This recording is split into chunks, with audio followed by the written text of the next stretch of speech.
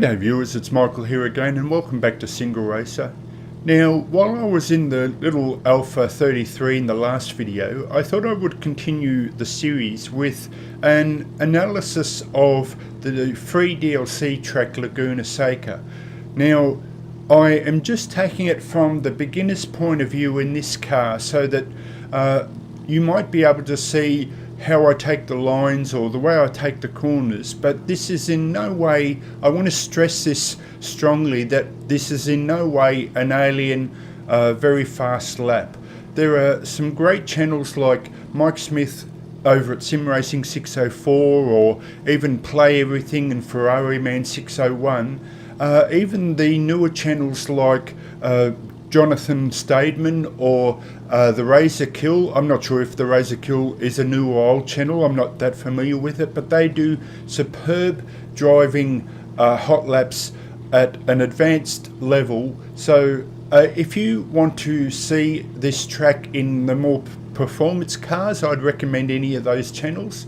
But I want to take it more from the beginner's point of view in a slower car deliberately to show you how I might take the corners and just the initial approach that you might like to take as a guide for beginners. So let's head off now in this siding lap. Now, I was going to do this in VR, but the trouble was that I need to talk all the way through the siding lap and the headset was just shaking way too much. Now, I still want to do the VR in the main hot lap, and that's because I just prefer that real life kind of like being there kind of feel that VR offers. So there's still a little bit of shaking in that, but I still think that's an advantage. So we'll do this siding lap in 2D just so I can get all the talking out. So the first thing as we head off that you want to do is straight line the straight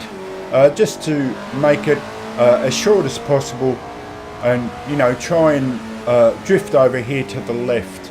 And the first thing that I do for myself personally, and this is what I am saying about the alien laps, the more professional laps, is they might disagree with everything that I do here. I'm just doing it from a beginner's point of view, how I do it, and you can take on board what I say or just even just one bit of it and throw the rest out. So the first thing that I do is aim for this first pole here. I am directly at it, but it's not the first the last pole, and it's not the last pole in the sequence, but it's the last pole you can see as you go over the hill. So as I aim directly for that, I find that when I go over the hill now, I'm in the right position now to come down the hill in the shortest possible margin to get to this hairpin. Now the hairpin I take in second gear, but the way I take this, because it's a double apex hairpin, is I let the car slow down so that I can turn in to that first bit of the apex here. And then what I do is from here is I change down to first so that I can use the power to pull me out of that second part of the corner and have all the force going forward rather than risking spinning around in a circle. Now this corner is very difficult because of its strange angle when you come out of the corner, but what I try and do is I try and aim for the apex on this red marker here, the curb. Most of the corners have this red curb and it's great to aim for it. You don't always hit it because of the force pulling you to the left, but you try and straighten that out and then try and avoid drifting out here to the left by having too much power. Now this you do exactly the same thing, so you drift over and you aim for that red bumper again, but you've got much more freedom here to move out to the left and continue on. So here what I do is I aim for the bridge, and I find in this car that there's a little bit more room, so I brake just after the bridge. But what I try and do here is see the red bumper there again, but instead of making it a full curve, and again this is just a personal opinion, instead of apexing it in a natural full curve, what I tend to do is, because of my driving style, slow in fast out, I like to maximize the acceleration out of the corner by only doing it once. So what I tend to do is come behind the corner, go a little bit deeper and come behind the corner, and then turn in and try and straight line that as much as possible. Now it doesn't always work, and quite often when I get to here and I realise I'm drifting too much, I have to take the foot off the accelerator to get it back again like that. But that's what I try and do. Now here I brake at the bridge because it's less room to get to that point, and I try and do the same thing, come behind and then go up the hill to maximise that acceleration going up the hill. Now I have no real point that I try and be at, but you could drift over to the left, but the main thing is I try, once I get to here, I try and straight line this over the top. So I basically just straight line it and don't ever change my direction when I come over the top here, and that allows me to turn in like this and fall naturally down the hill.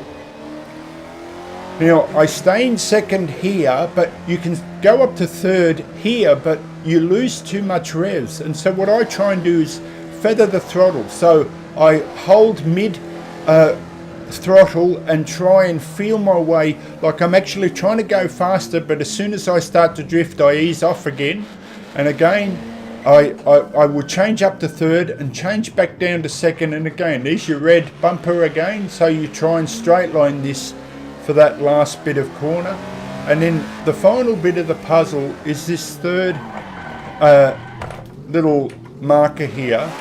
Let me just back it up here so you can see that, because what happens is it's a brain trick here, and that's probably one of the most difficult corners, is that your brain looks how long that corner is there and says, no, I can go deeper, and you know, some of the performance cars you probably could, but in this car you really need to brake here, because what happens is the brain says, no, I can keep going, and then you get to here and you realise, hang on, the corner's just a bit further on, and suddenly you've got too much speed.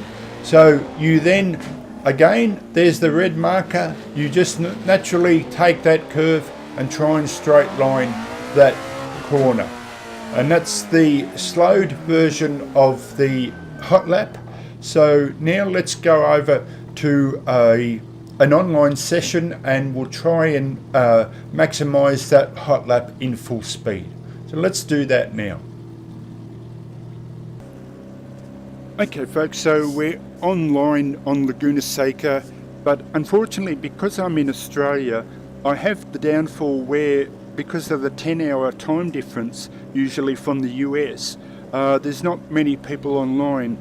In fact, there's only 5 people at the moment, including myself, but that might be a good thing, because if I want to show you a fully fledged hot lap, I will be, car-wise, I'll be the slowest car on the track, but it means it's a benefit that I don't have to worry too much about getting in the way of the faster cars. But one thing I want to say to all beginners who are interested in this video on how I approach the hot lap, not just for this track but for any track, if you know the track 100%, I still recommend having the track map on, because now you can see these black dots coming up. With the faster cars, it gives me just an overview. I have Helicorsa on as well, but I can see when those extremely fast cars are catching me very quickly, and it means that I can position myself much better to get out of the road if I can, and they're least likely to hit me in the rear and just spin me around and ruin my hot lap. So it's just a great way of seeing there the black dots of where the cars are positioned, especially if they're much faster than yourself. So that's my tip, and let's go out now for a fully fledged hot lap of Laguna Seca.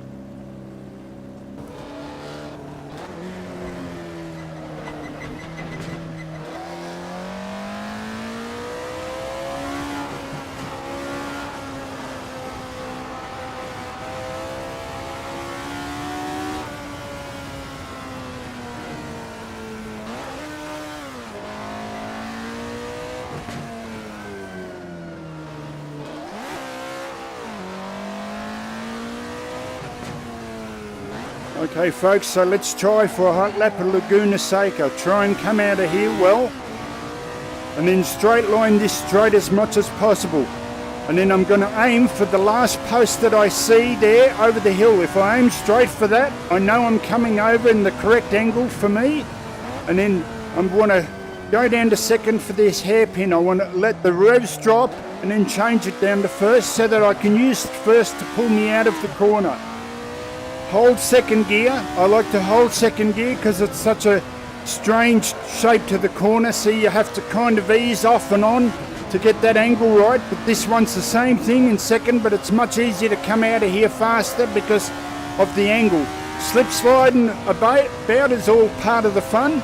I brake just after the bridge, but I want to run it deep to try and cut that angle now to come behind the hill. That was a bit terrible, but let me show you better on the second one. I'm still up, but I'm losing a bit of speed, so let me try and improve that on the second one. There we go, that's much better. Come up the hill.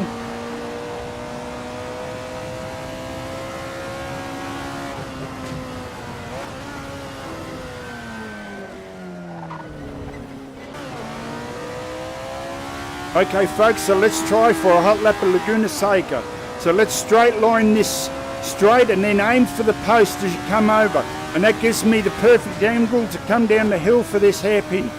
Try and bring it down to second, but let the revs drop so that it turns in, and then I use first to help pull me out of the corner again. That's good, I'm happy with that. This is a second gear corner, but it's such a strange angle that you got to kind of hold off. Beautiful, look at the sliding there. I'm happy with that. Okay, change up to third briefly and change down to second, but this is a bit wider on exit, so you got more room to play with. Beautiful, I'm happy with that. I brake just after the bridge on this first one and then run a bit deep to come behind the hill, hopefully a little bit, so that I can use full power coming up the hill. Not so happy with that. Okay, we brake at the bridge for this one because it's a bit deeper, and then come behind again and then use the power, that's it, to get up the hill. So according to sidekick, I'm still up, but I'm falling as we speak. So I aim straight here, straight ahead, and then use second gear to pull me up, and then I'm perfectly shaped for down the hill. I want to hold second because third loses too much revs, and just play with the throttle here. Just try and hold it like that, change up to third temporarily, and then back down to second to cut this corner again. Beautiful, I'm happy with that. All we're up to. So remember to brake at the third, otherwise you run too deep, and just try and hold that off. I hope that car's not going to muck me up. Beautiful, no, it didn't. And as we go across the start finish line, there's a hot lap of Laguna Seca, and I'm pretty happy with that. New best for this set of laps. So I did a couple of warm-up laps, but that's not my fastest. My fastest is I just pulled up here and let the other cars race. There's my fastest there. Now I can do much better than that, but I'm just still learning the track. But there's a guide of how maybe to approach Laguna Seca in a slower car. I hope you enjoyed that. It's Michael signing out for SingleRacer, and I'll catch you next time. Okay, take it easy. See ya.